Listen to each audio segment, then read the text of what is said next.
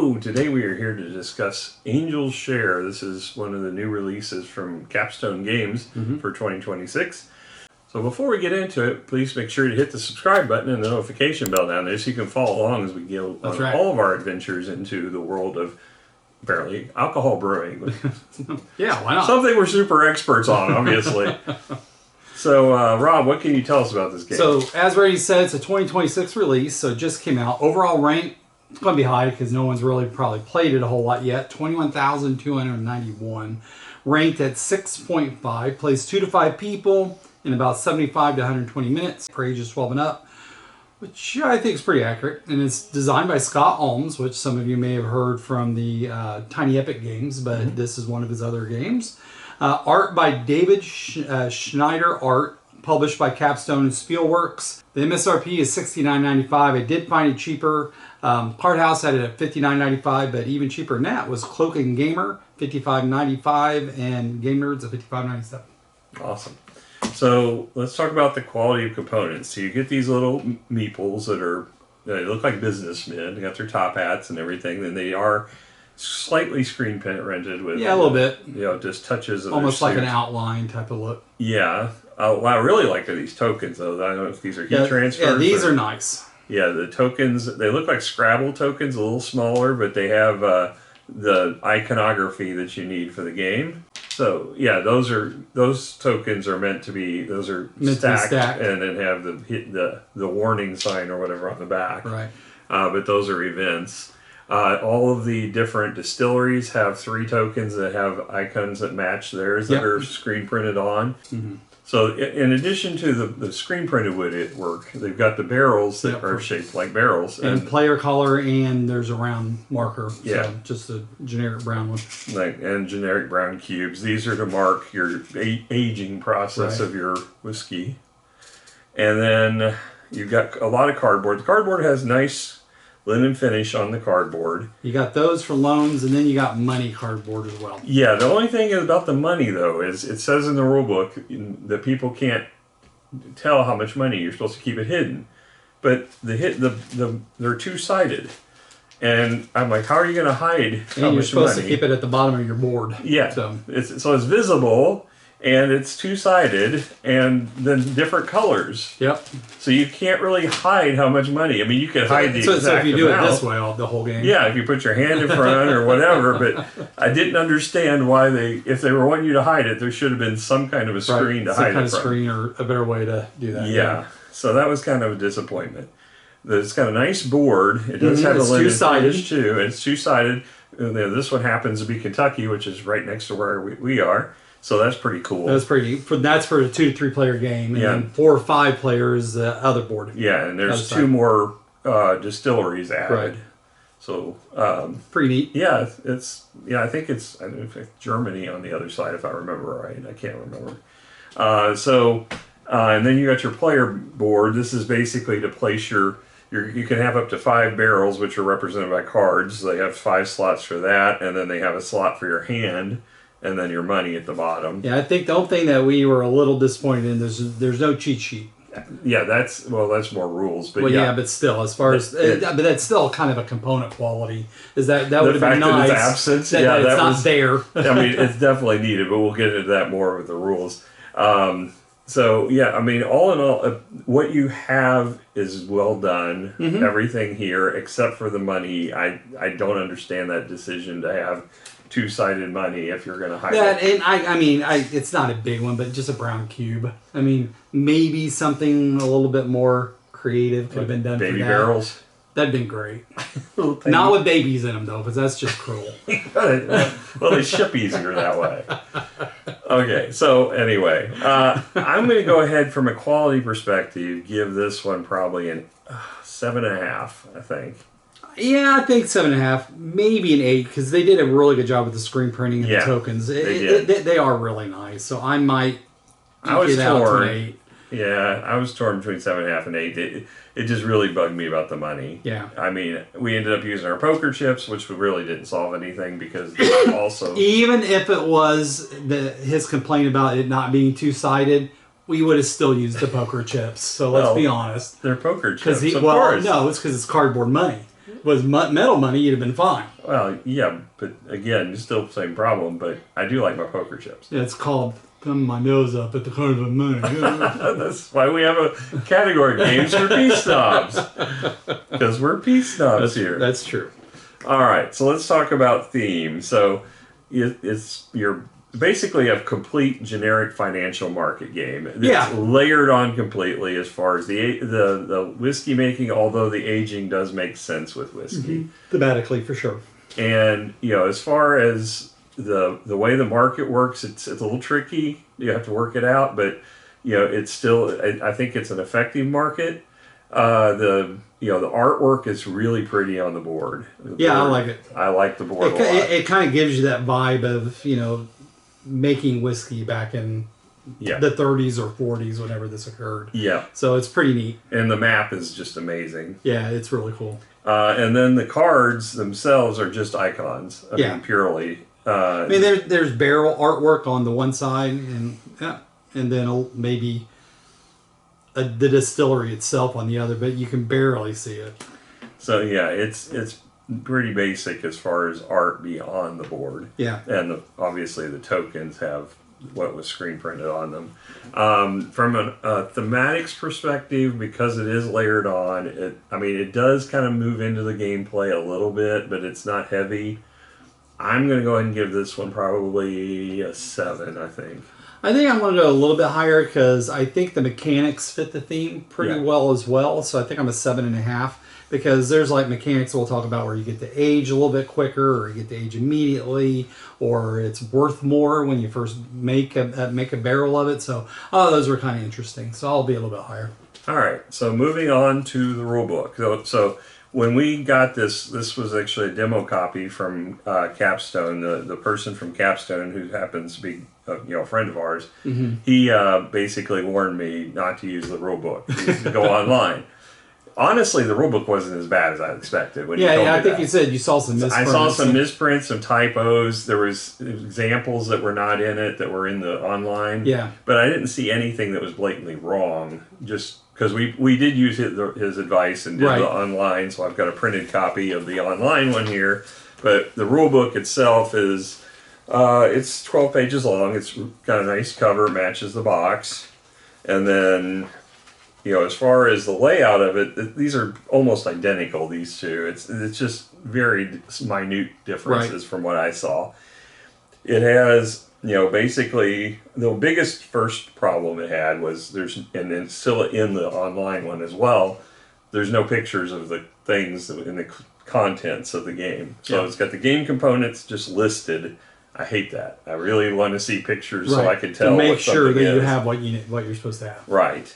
The setup does go through and helps to clarify some of that, going through, but it makes it a lot more awkward reading through the setup when I can't just look at it and say, oh, that's what that is. So I had to go back and forth a little bit.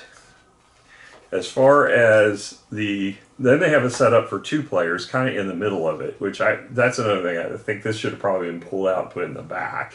If you're going to have a 2-player variant. Or at least separated clearly. Yeah. Maybe at the very beginning or at the end. And that's a good point, because at the end, it was like, okay, is this still 2-player? Or is that the new, the next section? But it was actually still the 2 players. I was like, wait, this doesn't make any sense. And then it goes through a player's turn. This is where the big missing thing is. So you need cheat sheets for this. Yes. There's 6 steps. It took us a second to figure it out. Yeah. I mean, it's not terrible, it's not that complex, but it would have been much easier just to look down and say, okay, you have 6 actions I have to do on my turn. 2 are optional. The rest are mandatory. But I think more importantly, it's the order. Yeah. Making sure you do them in the right order. Right. Because that is huge. Because you have to sell first, and then you do. Yeah. Because selling affects the game. Yeah. So absolutely. It's important. So this is where they really needed to put this into a cheat sheet where you could look at it, and the other thing would be the back having the iconography, because we had to keep using it throughout the game, the whole game. This book is going to get bent up and worn out, from that. So if nothing else, if you get it, you'll probably have to Xerox that off and maybe laminate it or make your own sheets. Yeah. So apart from that, it wasn't that bad. There were, like I said, a handful of typos where like it left off letters and stuff like that, and there were some examples that were in the online stuff that would have been nice to have in the rule book. As far as but we figured it out. Yeah, it wasn't too bad. And the gameplay being for a financial game to have it 12 pages is actually pretty impressive. I think they probably should have made it a little bit longer and have some examples. I think that after probably round 2, I think we had it pretty well figured out. It was pretty intuitive, yeah. It's really that matrix and how it relates that was kind of tricky. So, yeah, I think I'm going to go ahead and give the rulebook a 7. I don't think it's bad. It's just... not good. It really needed the cheat sheets. If it had the cheat sheets, I probably would have elevated it to an 8, 8.5. All right. I'm going to agree. All right. Moving on to gameplay. So the gameplay on this is everybody's got their little worker, and they start the game. They're not on the board, but they will eventually get on the board and stay on the board. You'll have a hand of 5 cards, or in this case 7 if you're playing the 3 or 4 one of each distillery type. Right. So on your turn, you get to first. You have the option of selling, and you have it's each round they're going to age, and aging's not always a good thing in this, as it turns out. So your value may go up or down based upon the fluctuation of the market, and if it goes down, you don't want it to age too far because you get 0. I had to dump mine in the river a couple of different times. Yeah, well, I only dumped once, but it was at the end of the game. I think Miranda lost that. I think she had some zeros too, even though she still won. Yeah, she won handily. No, she beat me by 20 points. I don't think that's... She won handily over me. That's true. I was playing a different game. I was selling my booze. I was buying high and selling low because my guy's drunk who works right. Because Miranda got 280 something, I got 260. Yeah. So after you sell, then you move your pawns. You have to move. This is not made. Yeah, you cannot be in the same space you were before. So if I were here, I could choose any other location to go to, even someone's already on it. It doesn't matter. So I can go here. Now, the next thing is I can... you do the card action. I have to take the action of the card. In this case, this is an immediate action, and it lets me adjust a color, one of the tokens, up the market track by 2. So I could take... And it's anyone you want. Anyone you want. So if I wanted to, I'd say, okay, this one is what I'm collecting, so move that one up, and Rob would adjust it for me because he's over there. It's on the side of the board. But you're not doing it, so obviously you're not going to do it for me. So, thank you. It's only going up 1. We can't go up all the way because there's only one space to move it. All right. So then you can then buy the barrel at the location. Now, as you've played, you don't have to. You don't have to. You can just take. You do have to get rid of the card though. So you can discard the card or you can buy it. If you buy whatever you do though, if there's tokens that are in that space, they're also going to apply. So in this case, they have a restaurant. I get 3 money just for visiting that location. I have this whiskey has a +2 to whatever value it has automatically when it's competing against its competitors in the distilleries. It doesn't count for storage as far as your money goes because it's kind of like a tax that you have to pay throughout the game that you get hit every other round pretty much with that. And also, it ages one immediately upon buying it, which is nice. Usually. Yeah. But it is a big deal. For the most part, it always worked in our favor. It really did. Yeah, the lower ranks, you generally want it to age once or twice. But after that, it may or may not, depending on where it sits on the track. Right. So if when I buy the card, I put it in my storage, I get 5 cubes normally, but in this case, it aged 1. So I'm only going to put 4 on it. So that means if you were to sell it, it's already at a 5-year aged whiskey. But I couldn't sell it this turn because the sales already happened. But it's just that you get that 1 extra year, and depending on where you're at in the market, it could be a big deal. Yeah, and when we say 1 year, they've got it marked as 5 years. Really, it's irrelevant if it's 1 or 5. I guess it's more relevant to maybe thematically how whiskey takes long it takes. So. Yeah, so I've got that. Then I'm going to have to play the card that I have in my hand that matches that suit, if you will, to replace it. And I put it face down so they don't know what value or action it's going to have for the future rounds.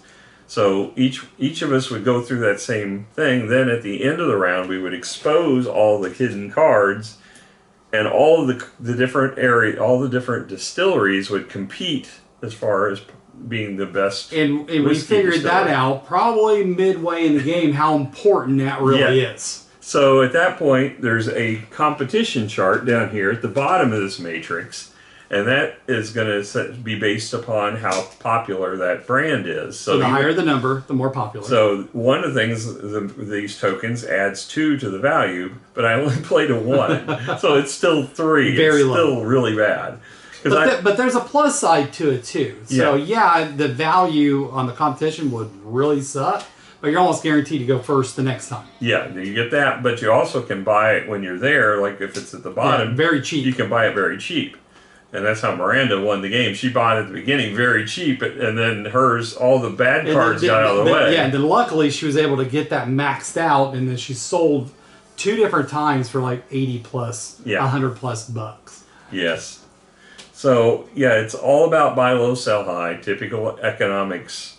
But after we've adjusted the track, then we look at the matrix to see where it is on the market track. So the 2 axes, the y-axis is the market, the x-axis is the competition.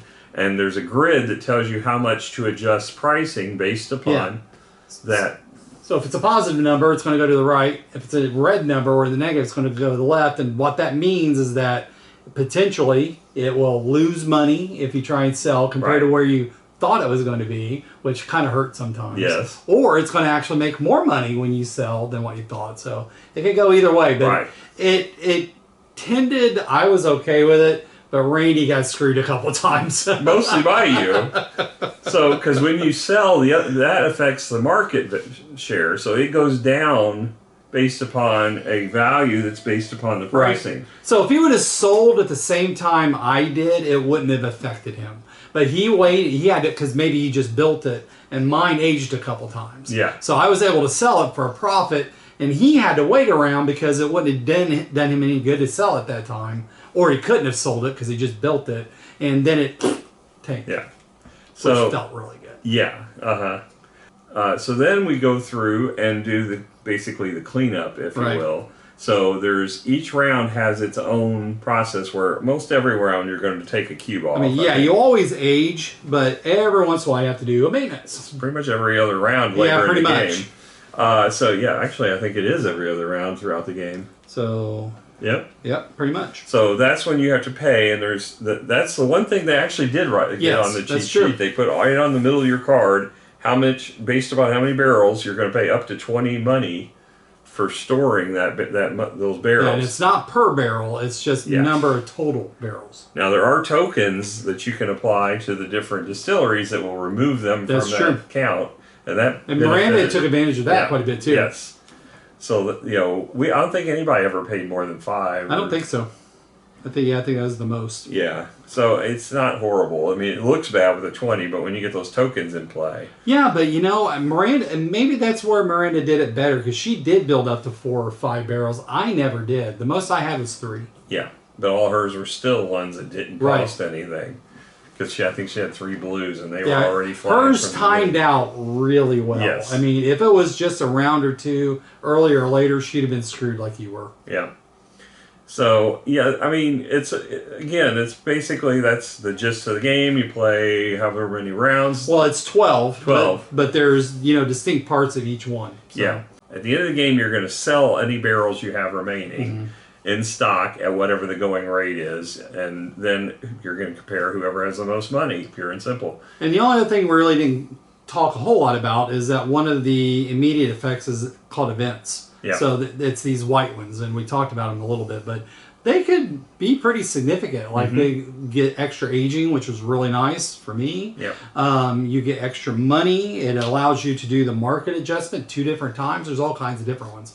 But that really added a unique element to it as well. What I liked about that was not only was it adding a unique element, but you got to decide when you got it where you were going to put it. Go. So you could have put it to where it'd be more advantageous for you than others. Yeah. So you decide what round. It's got to be a future round. You can't go back in time and put it, or this is a bad one. I don't want this to come up. You have to put it somewhere. It has to be in the future or the. And there are some bad ones. Yes. So you get to decide where that impact's going to be. So I thought that was a cool thing. I really like that element to it. And also, I like the fact that when you did get one of these tokens to upgrade, you could put it in any place. It didn't have to be where you were at. Right, and sometimes it was advantageous to put it where you were at because you didn't have to buy your barrel yet, so made it cheaper, or you got a little bit extra money to go towards buying a barrel. So that was cool. Or you were like, for future turns, I'm really going to go somewhere else. I want to build that one up. Or you've invested that could help heavily other in there, and you Yeah. want that to prosper better. But that's the thing you got to think about because it's going to help everyone, not just you. Exactly. Whoever goes there. So particularly if it's the person like me that got trapped going first every time because all I had was a handful of ones in my hand. So, I kept killing myself with the market, unfortunately. And that hurt me at the end of the game, too, because I had a handful of, like, 1 to 6. Yeah. And maybe some 8s, but that was it. And that with those numbers being so low, that guaranteed you got to go first, but it crashed the market and made it go down significantly quick. Because some of these will make it go down, like, 3 or 4 spaces, and that's $20-$30 worth of profit that you're losing. Especially if it's there's a threshold halfway through where you lose money aging it. Yeah, and that's kind of unique too, because like all the way down, you could buy cheap for 5 and sell for 12. So you're still making money, not a lot, but you're making some money. But you have to do that intentionally. Yeah. So I mean, as far as a financial game goes, this is light enough that it's one you can get to the table. I think. It's not that it's not a brain burner, but it's got enough meat in it that I still enjoyed it. I don't think it's a lightweight game though. No, I think it's definitely medium. Yeah, maybe medium to heavy.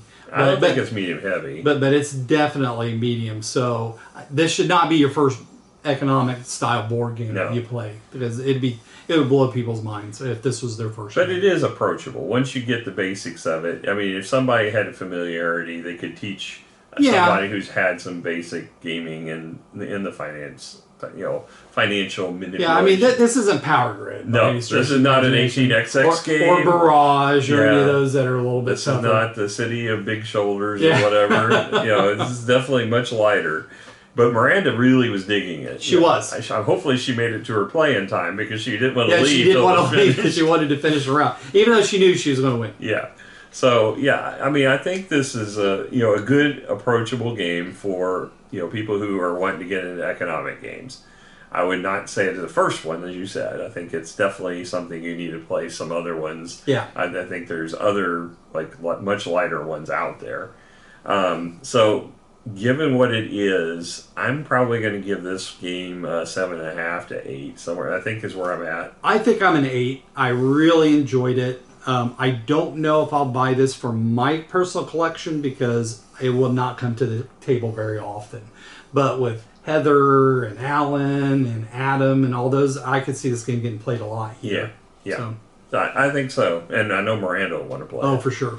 So, that's our thoughts on Angel's Share. So you didn't share the story. Why? I thought it was I didn't know this, but Randy told me kind of the background for the name of the game. So if you aren't aware, there was a commercial some time back about one of the brewers of alcoholic beverages of some kind. Right. And they talked about the Angel's Share and the Devil's Share. So basically, when they're brewing, as a part of the necessity of making the alcohol and making it the best flavor, some of it boils out and disappears. So if you started with a full keg, you're going to end up with a piece missing from the keg.